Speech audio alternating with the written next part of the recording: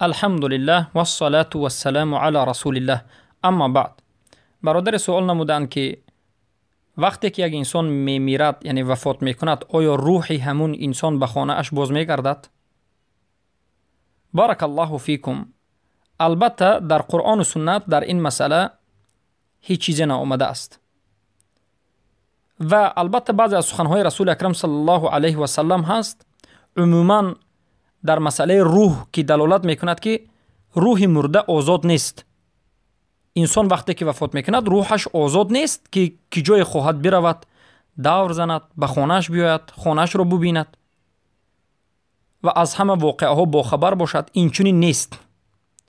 قول صحیح و راجح همین است که وقتی که انسان میمیرد، چلی که حدیث برای ابن عاذب به همین دلالت میکند، در سنن و مسند آمده است، روح انسان پاک در جای پاک و با همراه روحان پاک یک جا و روح انسان خبیث و مشرک و منافق و مرتد با همراهانش در عذاب و مشقت است و در درد و رنج است، اما آزاد نیست. روح آزاد نیست که به خانهش بیارد، چخیلی که در حدیث سه آمده است وقتی که یک انسان میمیرد روح پاکش به نزد انسان‌های پاک میرود. ببینید دلیل از کجا، یعنی حجت از کجا گرفته میشد. روحی که به نزد دیگر روح‌های پیش از خودش مرده میرود، دیگر روح‌ها از این روح نو رفته میپرسند که مردم چخیلند، چیکار کرده شدند، فلانی چخیل است، فلانی چخیل است و حتی بعضی روح‌ها زنش رو میپرسد که آیا فلان زن شوهر کرد یا نکرد. حدیث صحیح در این مسئله وجود دارد. پس این حدیث چی جای دلالت دارد؟ از این حدیث ما استدلال میگیریم و وجه شاهدی این است که مرده ها حال زنده ها را میپرسند. این دلالت میکند که مرده ها از حال زنده بیخبرند. مرده ها به خانهشون آمده دور زده نمیگردند. پس این قول راجح است.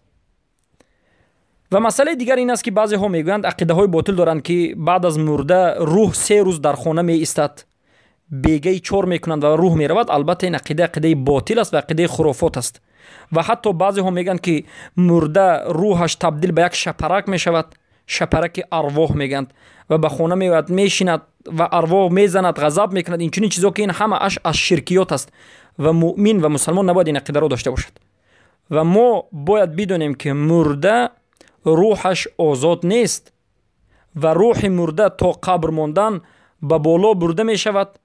وقتی که به بالا برده شد، اگر روحش پاک باشد دروازه ها گشوده می شود و به اون استقبال گرفته می شود و الله سبحانه و تعالی امر میکند که این روح پاک رو برید به جای پاک اندازید.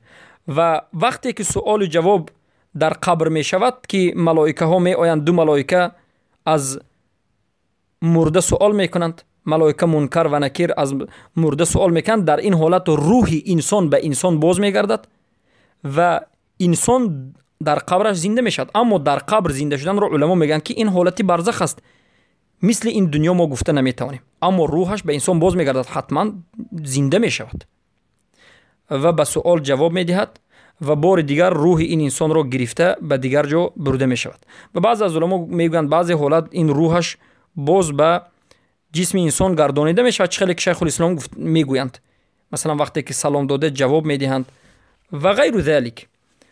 اما هیچگاه روح مرده به خانه آمده در خانهش دور زده گشته این چیزهای وجود ندارد. بارک الله فیک.